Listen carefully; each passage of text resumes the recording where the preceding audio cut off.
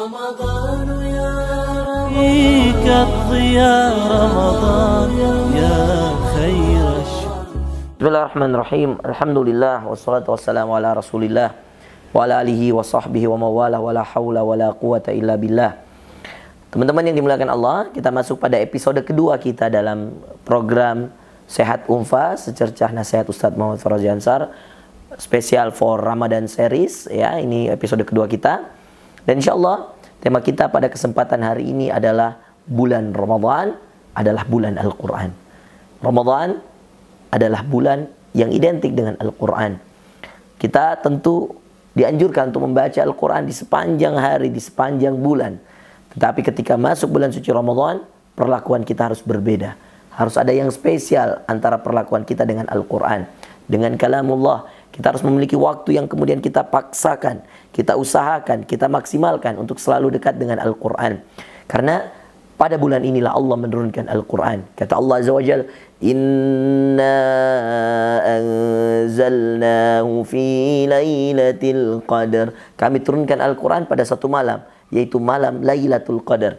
Kalau kemudian dalam ayat yang lain Allah mengatakan, Inna anzalnahu fi lailatin mubarakah. Kami turunkan Al-Quran ini pada malam yang diberkahi oleh Allah. Lalu kemudian Allah mengatakan juga di ayat puasa, kata Allah, Syahrul Ramadan alladzi unzila fihi al-Qur'an. Bulan suci Ramadan adalah bulan diturunkannya Al-Quran. Allahu Akbar. Dan subhanallah, bulan ini menjadi lebih mulia dari bulan-bulan yang lainnya. Salah satu sebabnya adalah karena hanya pada bulan ini Allah menurunkan Al-Quran. Allah tidak turunkan pada bulan-bulan yang lain. Lalu kemudian setelah Allah turunkan 30 juz secara sempurna, lalu Allah turunkan ke dalam hati Rasulullah, kepada Rasulullah SAW secara bertahap. Dan itulah caranya bagaimana Allah Azza wa Jalla memberikan kepada kita cara untuk menghormati Al-Quran, untuk bisa lebih dekat dengan Al-Quran, agar kita masuk pada satu bulan yang dimana kita memperbanyak Al-Quran. Ada cara Allah untuk memberikan kepada kita waktu untuk mengkhususkan Al-Quran, memberikan kepada kita waktu untuk bisa kita dekat dengan Al-Quran. Karena Allah Subhanahu wa Ta'ala ingin kita di bulan suci Ramadan menjadi hamba-hamba Allah yang tidak jauh dari Al-Quran. Meskipun di setiap hari, di setiap bulan, kita tentu harus selalu dekat dengan Al-Quran. Tetapi ini adalah bagian, ini adalah pelajaran. Al-Quran menjadi rahmat bagi kita di bulan suci Ramadan. Kenapa? Karena kalau kita memaksimalkan Al-Quran di bulan suci Ramadan, kita akan tentu mudah memaksimalkannya di bulan-bulan yang lain. Makanya saudara sekalian dimuliakan Allah, ini kesempatan yang tidak boleh kita lewatkan begitu saja. Kesempatan untuk selalu dekat dengan Al-Quran. Kami akan memberikan kepada para pemirsa Unfa Channel yang berbahagia, yang menyimak ceramah ini, bagaimana cara kita untuk berinteraksi dengan Al-Quran, terkhusus di bulan suci Ramadan. Bagaimana kita memadukan antara ayat-ayat Al-Quran yang kita baca, ayat-ayat yang kita tadabburi, ayat-ayat yang kita hafalkan, bagaimana membacanya di solat-solat malam kita. Nah, ini hal yang menjadi strategi kita untuk kemudian kita menghadapi bulan suci Ramadan, agar keseharian kita dipenuhi, diberkahi dengan Al-Quran. Saudara sekalian yang dimuliakan Allah Azza wa Jalla, Allah menjadikan Al-Quran satu-satunya kitab yang abadi hingga hari kiamat nanti. Semua kitab Nabi yang lainnya diangkat setelah Nabinya meninggal, lalu tetaplah hukumnya sampai datang kitab selanjutnya, kecuali Al-Quran. Al-Quran menjadi satu-satunya kitab yang Nabinya, yang Rasulnya wafat, namun kitabnya masih ada dan hukumnya masih berlaku. Al-Quran. Karena Allah Subhanahu wa Ta'ala menegaskan dalam surah Al-Hijr, kata Allah, Inna nahnu nazzalna dzikra wa inna lahu lahafidhun. Kamilah yang menurunkan Al-Quran dan kamilah yang akan menjaga Al-Quran. Nah, maka saudara sekalian, orang-orang yang dekat dengan Al-Quran adalah orang-orang yang sebenarnya menjadi hamba pilihan Allah untuk menjaga Al-Quran ini. Karena Allah mengatakan kami yang menurunkan Al-Quran, kami yang menjaganya. Lewat apa Allah menjaganya? Lewat orang-orang yang mau menghafalkannya, mau mengambil ilmu darinya, lalu mengamalkannya. Kata Allah Azza wa Jalla, Bal huwa ayatum bayinatun fi sudur. Itulah ayat-ayat yang sangat jelas. Di mana? Di dalam dadanya. Di dalam dadanya siapa? Fi suduril ladzina utul ilm. Di dalam dadanya orang-orang yang berilmu. Maka ayat-ayat itu Allah tanamkan di dalam dada-dada tersebut. Dalam dada-dadanya orang-orang yang berilmu. Dikategorikan mereka berilmu karena mereka cerdas melihat betapa penting Al-Quran dalam kehidupan mereka. Nah, saudara sekalian yang dimuliakan Allah Azza wa Jalla, kita kemudian melihat perlakuan kita terhadap Al-Quran, baik di dalam bulan Ramadan atau di luar bulan Ramadan. Banyak sekali di antara kita yang menjadikan Al-Quran sebagai sesuatu yang biasa, sesuatu yang diabaikan, sesuatu yang dicuekan, sesuatu yang seakan tidak ada manfaat. Lalu kemudian kita merasa kita aman-aman saja, nyaman-nyaman saja. Na'udzubillah min dzalik. Ya, kita menjadi orang yang kurang bersyukur. Makanya Allah menceritakan keadaan ini di dalam Al-Qur'annya, dalam surah Fatir. Allah bercerita tentang keadaan sebagian besar manusia, lalu sebahagian kecil dari mereka yang ingin dekat dengan Al-Quran. Kata Allah Azza wa Jalla dalam surah Fatir, Allah berfirman, dan ini menegaskan tentang 3 golongan yang Allah bagi dan Allah ceritakan, dan itulah yang terjadi dan menjadi kenyataan, menjadi fakta yang kita saksikan hari ini. Mereka adalah orang-orang yang mengabaikan Al-Quran.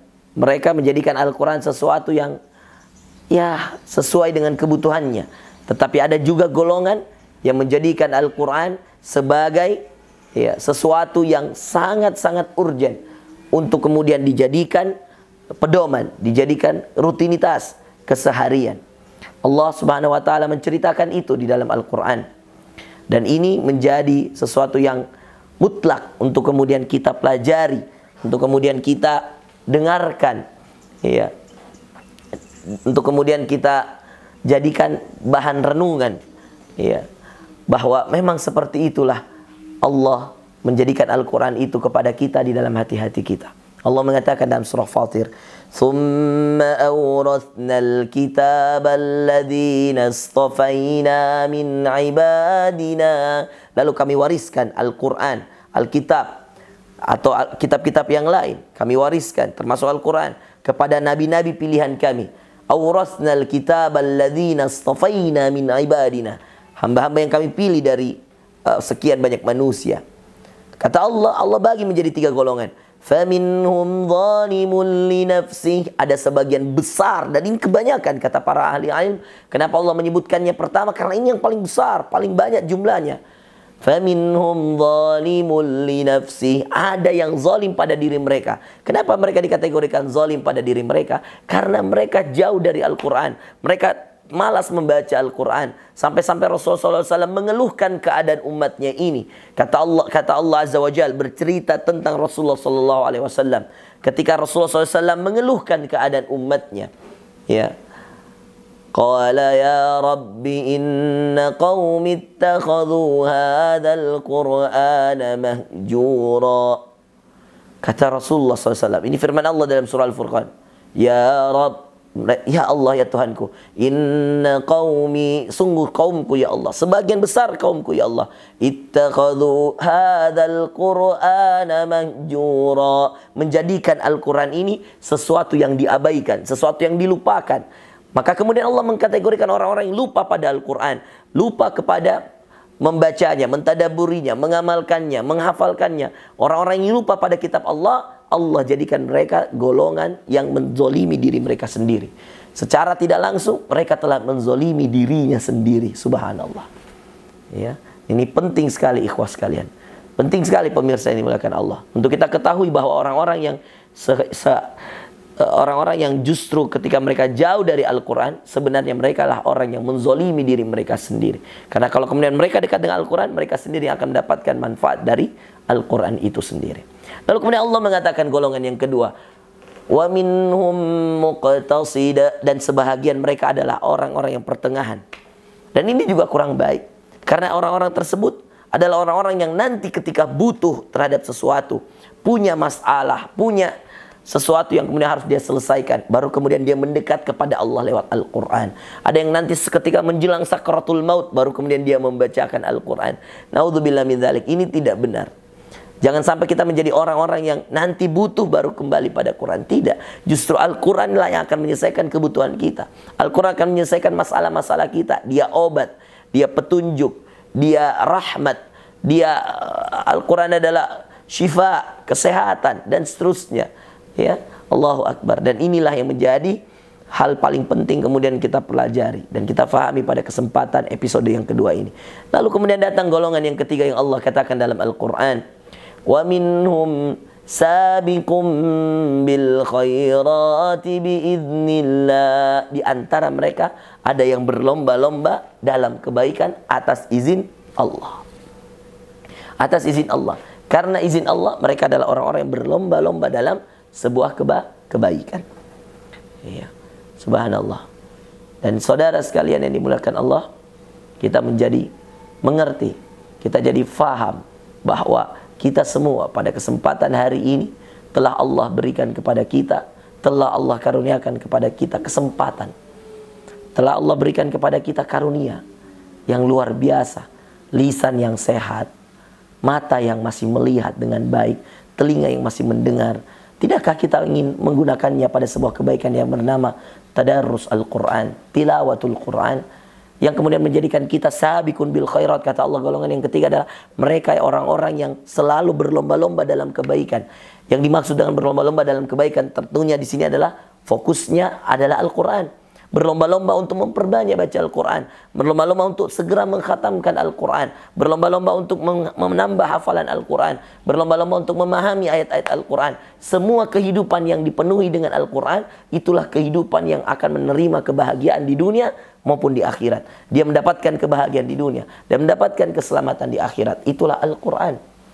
Ya.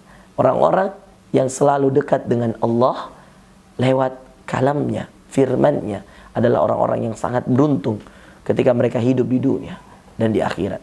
Maka Allah mengatakan, wa minhum sabiqum bil khairati biiznillah, dzalika huwal fadlul kabir. Kata Allah, mereka adalah orang-orang yang selalu berlomba-lomba dalam kebaikan tersebut, yaitu Al-Quran, kebaikan tentang Al-Quran. Ya, sabiqum bil khairati biiznillah, dengan izin Allah. Dzalika huwal fadlul kabir. Lihat penutup ayatnya, kata Allah, itulah karunia terbesar yang Allah berikan kepada manusia ketika mereka mampu ya, menjadi hamba Allah, menjadi orang yang terbebas dari penyakit-penyakit hati karena mereka selalu dekat dengan Al-Quran. Mereka menjadi orang yang terbebas dari syahwat-syahwat duniawi karena mereka dekat dengan Al-Quran. Dan mereka akan mendapatkan karunia yang sangat besar dari Allah. Semuanya diberikan oleh Allah karena mereka dekat dengan kalamullah, perkataan Allah Azza wa Jalla. Saudara-saudara sekalian yang dimuliakan Allah, Rasulullah SAW mengingatkan kita, khairukum man ta'allama al-Qur'ana wa 'allama. Sebaik-baik kalian yang mengajarkan Al-Quran, yang mempelajari Al-Quran lalu mengajarkannya. Dan ini menjadi bukti bahwa tidak ada hal yang paling penting, paling urgen, paling bermanfaat untuk kita sibukkan diri kita di dalamnya, melainkan kita meluangkan waktu kita untuk Al-Quran. Karena seyogyanya, hakikatnya, orang-orang yang dekat dengan Al-Quran akan mendekatkan dirinya kepada Allah. Hakikatnya, orang-orang yang telah dekat dengan Al-Quran, dia telah mendekatkan dirinya kepada Allah Azza wa Jalla. Saudaraku yang dimuliakan Allah Azza wa Jalla. Lalu Ustadz, bagaimana kita menjadikan bulan suci Ramadan itu bisa terus dalam lingkup kita membaca Al-Quran, kita terus dekat dengan Al-Quran? Bagaimana caranya Ustadz? Nah, inilah hal yang kemudian akan kita bahas pada kesempatan kita di episode kedua ini yang akan menjadi fokus kita. Teman-teman yang dimuliakan Allah, mulailah Al-Quran itu semenjak engkau bangun tidur sampai engkau tidur kembali. Dan subhanallah, Bapak dan Ibu sekalian yang dimuliakan Allah, sunnah Rasulullah sallallahu alaihi wasallam tentang Al-Quran, tentang bacaan-bacaannya juga telah memberikan kepada kita contoh bahwa Rasulullah sallallahu alaihi wasallam tidak pernah lepas ayat-ayat Al-Quran membasahi lidahnya, membasahi zikirnya. Karena zikir terbaik, kata para ahli ilmu, kata para ahli ilmu, adalah membaca Al-Quran. Ketika Anda membaca Al-Quran, itulah zikir terbaik yang Anda berikan, yang Anda lakukan kepada Allah Azza wa Jalla. Maka saudara sekalian, kita lihat Rasulullah SAW ketika bangun dari tidurnya, saudara sekalian, apa yang kemudian dia lakukan? Rasulullah bangun pada sepertiga malam terakhir, ingat itu. Lalu dalam sebuah riwayat dikatakan Rasulullah SAW salat malam. Apa yang dilakukan ketika salat malam? Membaca Al-Quran. Sampai-sampai dalam banyak riwayat diceritakan. Riwayat yang pertama saya ambil contohnya beberapa riwayat. Ketika Aisyah radhiyallahu anha kemudian melihat betis atau betis Rasulullah SAW bengkak, memerah, memeram, gara-gara kemudian terlalu lama berdiri. Kenapa terlalu lama berdiri? Apa yang dibaca? Al-Quran. Dalam riwayat yang lain dikatakan rakaat pertamanya beliau membaca Al-Baqarah. Selesai Al-Baqarah beliau membaca An-Nisa. Selesai An-Nisa beliau membaca Ali Imran. Subhanallah. Beliau lakukan itu di solat malamnya. Dan Anda bisa bayangkan berapa juz itu. Berapa lama waktu yang dibutuhkan. Wajar saja Aisyah menangis lalu kemudian mengeluhkan keadaan Rasulullah. Ya Rasulullah, qad ghafarallahu lak ma qaddamta wa ma akharta. Wahai Rasulullah, Allah telah ampuni dosa-dosamu yang lalu dan yang akan datang. Kenapa engkau melakukan ini? Sampai kemudian betis-betismu memerah, wahai Rasulullah SAW. Apa yang terjadi, saudara sekalian? Kata Rasulullah dengan singkat, dengan simpel, kata Rasulullah, afala akunu abdan syakura ya Aisyah? Tidakkah aku menjadi hamba yang banyak bersyukur, wahai Aisyah? Coba lihat. Kita perhatikan, sesederhana itu. Tetapi kebahagiaan itu ketika Rasulullah SAW bangun tidur, apa yang pertama dilakukan? Membaca Al-Quran. Lewat apa? Lewat solatnya. Diperpanjang solatnya agar semakin banyak bacaannya. Subhanallah. Itu Rasulullah bangun tidur, bayangkan. Dan di antara ayat favorit Rasulullah ketika bangun tidur adalah 10 ayat terakhir dalam surah Al-Imran. Yang dikatakan dalam sebuah hadis, sampai menetes air matanya, saking banyaknya air matanya yang menetes, saudara sekalian, basah tempat sujudnya. Hampir basah, hampir banjir tempat sujud itu. Dipenuhi dengan air mata. Subhanallah. Dipenuhi dengan banyaknya tetesan air mata yang mengalir ketika dia membaca ayat Allah, inna fi khalqis samawati wal ardi wa ikhtilafil laili wan nahar la ayatin li ulil albab. Adalah tanda bagi orang-orang yang cerdas. Subhanallah, alladzina yadhkuruna Allah, orang-orang yang selalu berzikir pada Allah. Qiyama, baik dalam keadaan berdiri, wa qu'uda, baik dalam keadaan duduk, wa ala junubihim, baik dalam keadaan berbaring, wa yatafakkaruna fi khalqis samawati wal ard, dan mereka selalu memikirkan penciptaan langit dan bumi. Lalu mereka berdoa, Rabbana ma khalaqta hadza batila, ya Allah, Engkau tidak menciptakan ini semua sia-sia. Subhanak, maha suci Engkau ya Allah. Faqina adzabannar. Lindungi kami ya Allah dari azab neraka. Allahu Akbar. Maka saudara sekalian, bangun tidur yang diperbanyak Rasulullah Quran. Selesai sholat subuh, saudara sekalian. Ketika sholat subuh dulu, apa yang kemudian diperbanyak Rasulullah? Quran. Kita tahu dalam sebuah riwayat Rasulullah SAW di subuh hari, di hari Jumat, membaca surah As-Sajdah secara penuh di rakaat pertama, dan Al-Insan secara penuh di rakaat kedua. Subhanallah. Quran, lagi-lagi Quran. Iya. Dan ayatnya Allah turunkan dalam surah Al-Isra, wa nunazzilu minal Qur'an. Sebelumnya, aqimis salata liduluki syamsi ila ghasaqil laili wa Qur'anal fajr. Qur'anal fajr, lihat. Ketika Allah mengatakan aqimis salat, dirikanlah salat wahai Muhammad. Iya. Aqimis salata liduluki syams. Ketika engkau kemudian melihat peredaran, dirikanlah salat sepanjang peredaran matahari. Ya, perputaran matahari. Ila ghasaqil lail. Ketika matahari sudah mulai terbit untuk berputar waktunya, bergerak. Ila ghasaqil lail, sampai datang waktu malam nantinya.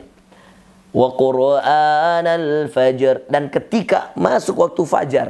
Subhanallah. Bacalah Al-Quran. Disuruh memperbanyak Al-Quran di waktu subuh, saudara sekalian. Di waktu fajar datang. Inna Qur'anal fajri kana mashhuda. Sungguh, membaca Al-Quran di waktu fajar itu adalah bacaan yang disaksikan oleh malaikat-malaikat Allah. Ya.